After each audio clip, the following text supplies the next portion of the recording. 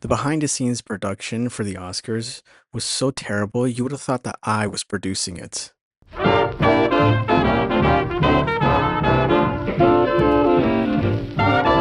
Hello, everyone. Thank you so much for tuning into this YouTube video. My name is Kevin, and today I'm going to be sharing my thoughts on Hollywood's biggest nights, the Oscars. A lot has gone down, a lot of big surprises, a lot of unexpected surprises as well, and we're just going to go over it and review everything that went down on Oscars night. If you're new to this channel, please consider leaving a like and subscribe. It would really mean a lot to me. My name is Kevin. I love talking about film and I love talking about moments like these. So, with that being said, let's get started. So, the Oscars just took place and a lot of unexpected surprises. I'm going to be sharing my thoughts one by one on each and every award and, go from there.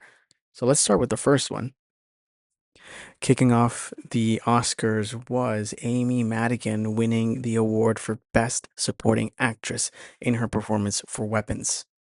Considering all the other nominees, I think there's very little for me to talk about because I think Amy Madigan was definitely the standout in this category in comparison to her other colleagues. It's definitely a deserved award for her performance. It was so disturbing. She commanded the screen and she just fell into her character.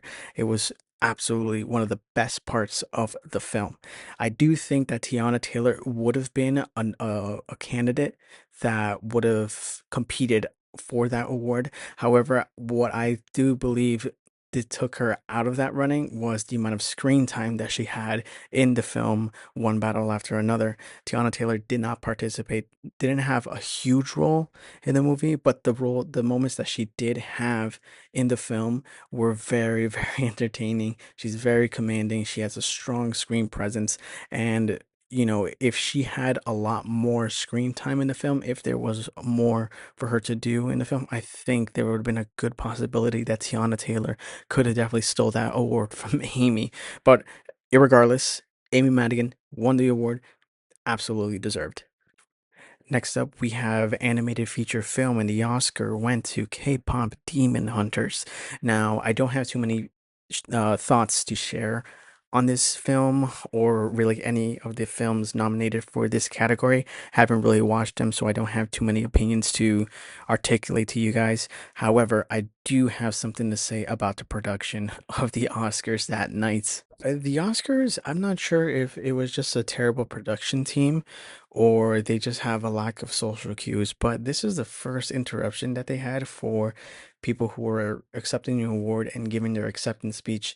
I'm not sure what was going on or if they were just running on a tight schedule, but either way, it's just, I feel like you should. This has been around for quite some time, and you should have already designated a certain time slot to stream the Oscars on air and have an idea of you know, how much time a winner would take to say what they needed to say. It's a huge moment for them, and they want to absorb that moment as much as they can. So I'm not sure what was happening, and I thought that would have been just like the one and only incident, but later on you'll see that there are more. Following this Oscar, we had the Best Animated Short Film, and the Oscar went to The Girl Who Cried Pearl. Again, I don't have any thoughts for this because I haven't seen any of these in this categories, but congratulations to them. Now, the next award was for Best Costume Design. That went to Kate Hawley for her work on Frankenstein. This was a no-brainer for me. I think her work in Frankenstein is absolutely magnificent. The costumes was on point for this film. Everyone was well tailored, well suited, and really she really captured the time, the era that book was describing. Even with Jacob Elordi in playing the creature, the outfit design that he had on his character was well put together, and the distressing, it had this gothic flair, this distortion that really captures your eyes. It just was one of the best aspects of the film. Even her outfit, when she was accepting this award, it really exemplified the type of gothic feeling that she was going for. So this one was very much well deserved. Following this award, we have Best Makeup and Hairstyle. The Oscar went to, again, Frankenstein, back-to-back awards. This was given to Mike Hill, Jordan Samuel, and Cleona Fury. These guys did a magnificent job on this film. For me, the standout was definitely Jacob Elordi's character, the creature. He transformed into the monster, but his acting ability still seeps through despite being covered by so many layers of prosthetics. There's a level of detail and imagination that goes into this character, especially considering that the creature itself is created by so many different people and there's like different levels of decompositions on the creature's flesh. Not It's not really just like a character with a bunch of scars looking like it's assembled together like Lego pieces. No, there's attention to anatomy, and I think that's something that's very appreciated on the film, and you can see it, and it's wonderful to see. And I think it was another wonderful thing to see. And again, another criticism for the Oscars. But yet again, this is another award that was rudely interrupted by the production team while they were trying to finish up their thoughts, giving their speeches during their acceptance speech. Yet it was interrupted, and I don't know. The production team was definitely not on point. If the thing is if there's gonna be a time constraint, I'm sure they should have mentioned it to every single nominee, to be mindful about, I guess, how long your speech is, who is going to be speaking and stuff like that. Or to, I don't know, I think there should just be better organization in terms of that because it's not nice to see. It also ruins the experience because it just, and also comes out as disrespectful or just straight up incompetent group of team members. Not sure what it is, but there goes another interruption. Now we move on to an award that, frankly, I might disagree a little bit with the winner. This has to do with Best Casting Director. This Oscar was given to One Battle After Another for Cassandra Koulakundis for her work in this film. However, I do think that the award could have easily have gone to Marty Supreme, Jennifer Venditti for her work in casting the actors for the film. Now, I think the argument really comes to a few things. In terms of the acting for One Battle After Another, I think the acting is so magnificent. And one thing that really helps Cassandra in winning this award is her ability to find hidden gems. And you see that with Chase Infinity. Chase Infinity is a hidden gem in Hollywood. She was found and was given the opportunity to produce this role, and she's described to be the heart of the film, which I absolutely agree. She's talented. I could definitely see her going on to, becoming a huge actress, possibly winning an award herself in the future. And then not even just with her, also with Sean Penn, Leonardo DiCaprio, Benicio del Toro. All their performances are just outstanding. So, and if we're gonna compare who had better performances between One Battle After Another and Marty Supreme, I think One Battle After Another really does take the T, in comparison to Marty Supreme. Now, my argument for Marty Supreme winning this award really comes down to one specific thing. Now, the award is described to capturing the soul of the film in the characters, and I do think that Marty Supreme does capture that much better because the actors that were casted in this film, Timothy Chalamet, Gwyneth Paltrow, Kevin O'Leary, such and such, I think they capture the character soul much more better because they themselves, as people, as actors, or just celebrities, um, really exemplify who their characters are in the real world. I talk about this in my Marty Supreme review. It's not really just about casting the person that can perform the best, it's also about who they are as a person and what does it represent in film. So, I think that's really where my 2 cents come into play, that Marty Supreme could have easily have taken this. It's weird not to see that. But either way, Cassandra was definitely worthy of the award, and so, congratulations to her. The next award was for live action short film. The Oscar went to actually two winners. This is the first tie that they've had since 2013. The first winner was for The Singers, and the second winner was for Two People Exchanging Saliva. I don't have too many thoughts to share about this, just that the Oscars yet again interrupted a acceptance speech during the Two People Exchange Saliva award um presentation, but I don't know. I don't know what to say. I'm running out of things to say. This happened a lot throughout this night. Weird to see. I don't know. Now we move on to actor in a supporting role.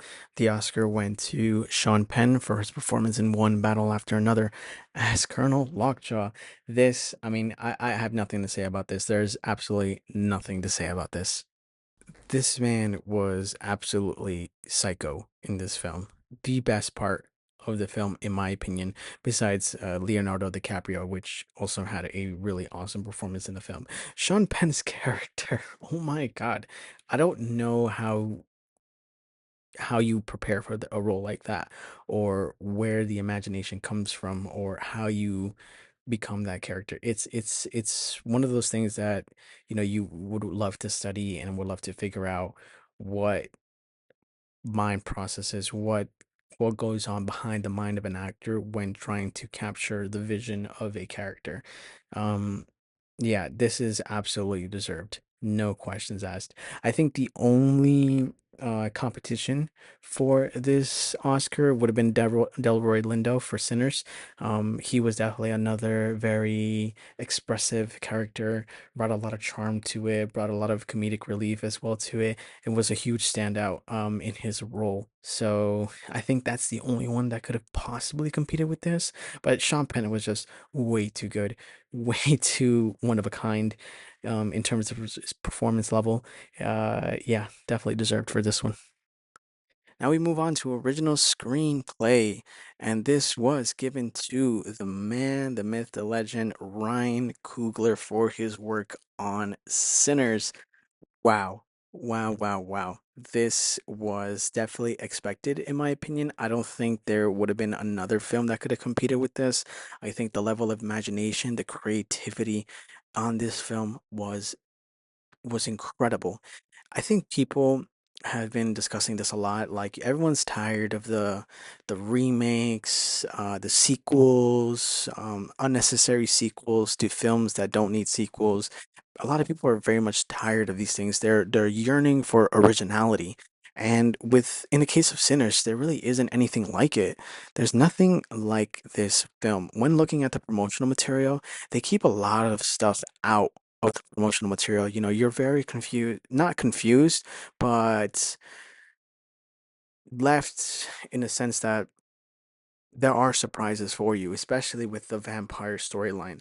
That was such a twist on the film in my and it just speaks a lot to his vision and just the ties between, you know, uh black culture and what they had to go through and how the vampires represent a certain aspect of that culture. It's I think it's such an original thought process that it's like, oh my God, you probably thought about this and you've developed a whole story around this. It's wonderful to see Ryan Coogler definitely get his flowers for this. It definitely won't be his last one. Absolutely not. He will definitely be back for another award. I hope to continue to see his work because this guy is definitely changing the game. He's the best currently in Hollywood. The next award that was given out was for Best Production Design. The Oscar went to Frankenstein for Tamara Deverell and Shane View. I might be pronouncing that incorrectly. But yes, absolutely. The best production design. I think when you're dealing with a Gothic era, it's very difficult to create something that's unique, that's also very visually capturing. I think Frankenstein, what they achieved, the vision that they had for this film really helped. I guess, engulf you into that world that they were trying to build. They did an absolutely astounding job. This was another deserved award. They got this one correct.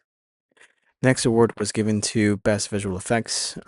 This went to Avatar Fire and Ash. I don't really have much to say about this besides, yet again, another interruption during the acceptance speech. Come on, Oscars. You just have to do better. There's no excuse for this. Um, yeah, that's just disappointing yet again. Next award went to documentary short film. This went to All the Empty Rooms. Again, not really any thoughts behind this. I haven't watched any documentaries this year, so congratulations to them. Following that, we have another award. This was for Best Documentary Feature Film. That went to Mr. Nobody Against Putin. Congratulations to them and everybody that worked on the film. Again, I don't really have any thoughts for this. Okay. So the next award went to Best Original Score. That was given to Ludwig Göransson. I might have pronounced that name incorrectly, but for his work on Sinners, this is crazy. He is on his way to becoming one of the greats. Now, Gorson has won this award before, specifically on his work on Oppenheimer. I believe also Black Panther as well. And seeing him win this for Sinners is no surprise to me. He has remained one of the best new talents coming out in the film scene, and it's impressive to see that because now his name is becoming such a household name that like when you see trailers and you see that the music is going to be produced by Hans Zimmer, and Hans Zimmer is a name that really draws audiences to the theaters. I believe that Ludwig would have his name to the same caliber, will draw audiences to theaters just to hear the music that he produced for a film. This is definitely deserved. He puts in so much work, he puts in so much effort into all his things, and it really translates well. And the production, the music on Sinners is really really good. It's a music really about music as well, so the music really has to be on point. And the variety that he's provided, the guitars, the strings, the instruments that he really used, it all comes together so beautifully. There's so many tracks on there that's my favorite. And there's nothing more that I can say but nice things about his work on that film. It was absolutely a marvel to hear in the theater. So it's one of the best parts of the film too, as well. Now, the next award was for Best Sound, and the Oscar went to F1. I think when a lot of people are telling you that, oh, this is a movie you have to watch in the theater, there could only be really two specific explanations. It could either be the visuals or the sound. In this case, definitely the award is for sound because F1 is an in-theater experience. It's very different than watching it at home, very different than watching it in your home TV, your iPad, your phone, whatever the case may be. This is a film that is meant for the theaters because of how well produced the sound is. So the next award is award I do kind of disagree with this one a bit. This has to do with the film editing. This went to Andy Jurgensen for his work on One Battle After Another. I do think that this could have easily have been Marty Supreme. Now, speaking on the work with One Battle After Another, I think the standout in terms of editing has to go with that ending quote unquote battle where you have them driving and like it's the slopes and the camera work, it's very like nauseating, anxiety inducing. That scene is so well put together. And I think that's not the only reason. I'm sure there's more to it, but in terms of a film overall, I think Marty Supreme has characteristics and in terms of editing where it's so anxiety inducing. There's so much going on in the film, but yet you're still able to keep track of the story and not get kind of lost in the plot. It's very Safdie coded, and you see that work with Uncut Gems, Good Time. Like there's a distinct style of editing that you only see with a Safdie film. So I think this one, I might disagree a little bit with this one. Congratulations to them, irregardless, but I could have definitely seen Marty Supreme win this one. Now, the next award I don't necessarily disagree with. I'm not mad at this one. I'm pretty happy with this one, but I could see it lean a little bit towards another way. This has to do with best cinematography. This was awarded to Autumn Durald Arkapawa. I'm probably pronouncing that incorrectly. This is for her work on Sinners. Now, I do think that Train Dreams could have easily have gotten this award, and I do think that it would have been my vote in terms of best cinematography. This film is magnificent. It's such a beautiful film to look at, no matter in which format you're looking at. It's such a marvel. It's beautiful. It's amazing throughout the entire film. But the same thing could be said about Sinners. Sinners, in terms of cinematography, was amazing. The in theater experiences was unlike anything other that we've seen this year. So it's very close race. It feels like a apples and orange comparison, and so it really comes down to what you might prefer and what the Academy was feeling on that day. However, it's still definitely a worthy winner for this award, and congratulations to them. Okay, and so another category that I don't have too many thoughts and comments about this one. This has to do for best international film. The Oscar went to Sentimental Value. Congratulations to them. Not too many thoughts that I have to share on this category. Okay, this one, they got it wrong. Absolutely. Fight me on it. I'm gonna die in this hill. This one is for Best Original Song. That went to Golden for K-pop Demon Hunters. Now, I think this one represents a lot what what's going on in modern day music.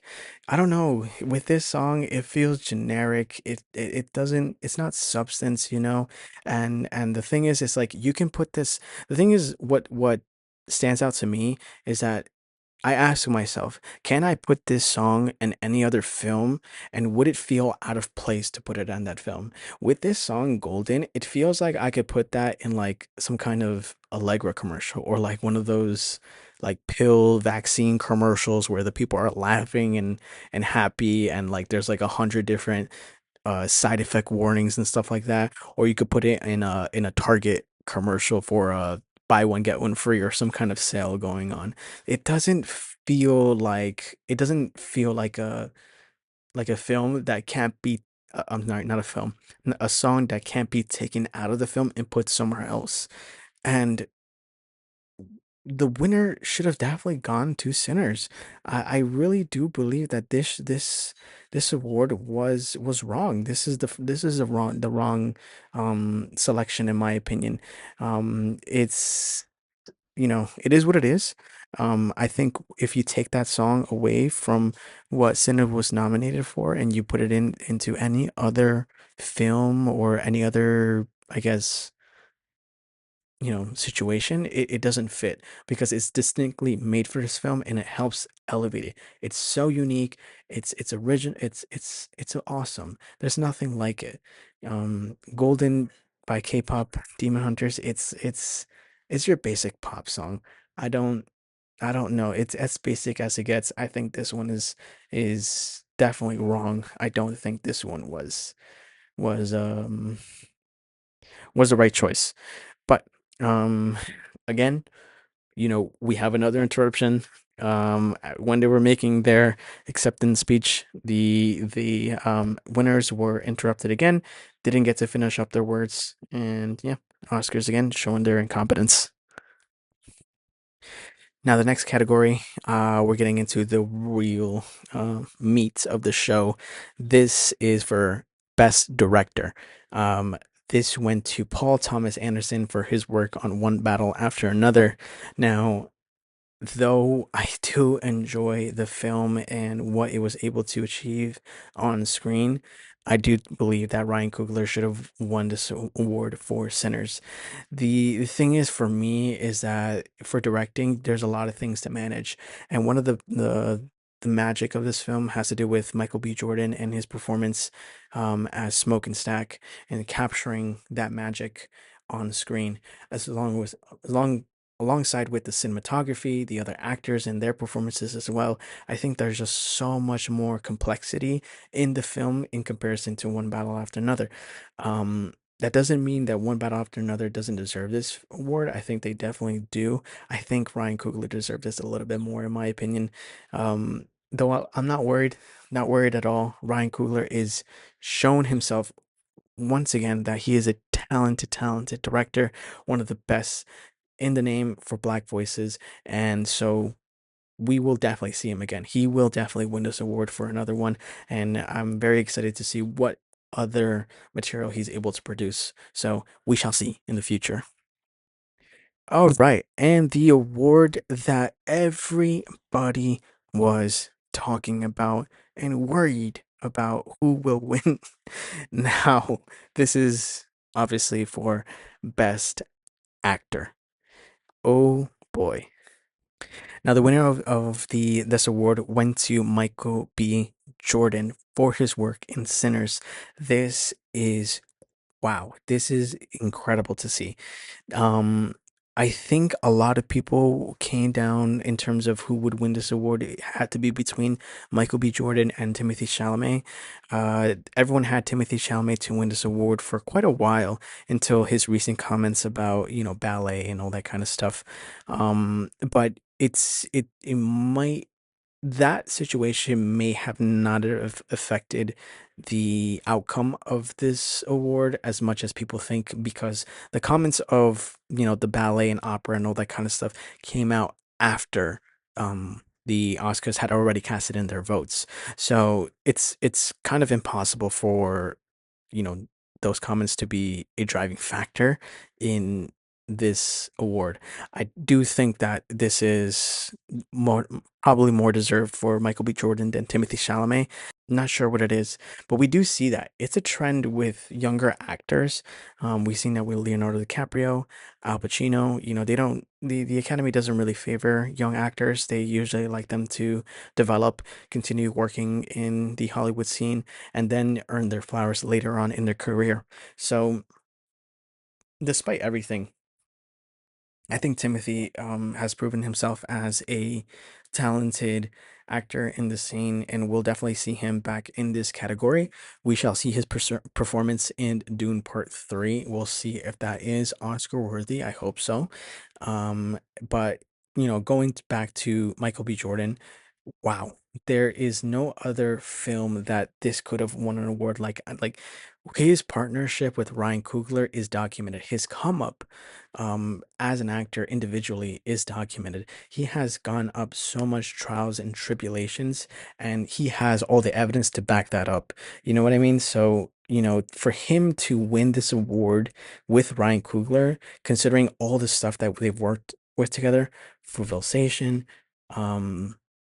I think Creed also, and then with Sinners, also Black Panther as well. It's incredible. Like they've worked so well with one another, and I hope they continue making films together. And because I think Ryan Coogler really brings out the best of Michael B. Jordan. They have such an understanding. They have a great partnership with one another. Um, yeah, I just this is history being shown. This is really a huge achievement for him. So, congratulations, really deserved award. And I'm really excited to see what films they produce in the future. I really hope they continue working with one another because they seriously work the best together. Yeah, that's awesome.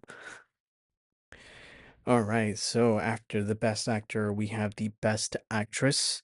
This one was too obvious.